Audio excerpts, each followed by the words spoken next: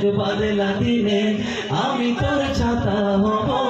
রাজি তুই থাকলে পরে প্রণয়ের কথা কব কোনো এক বাদলা দিনে আমি তোর ছাতা হব রাজি তুই থাকলে পরে প্রণয়ের কথা কব আকাশের ধুম্র কালোয় যদি হারিয়ে যাস জোড়া চোখ দেখিস খুলে আছি ঠিকই তোর পাশ আকাশের ধুম্র কালোয় যদি হারিয়ে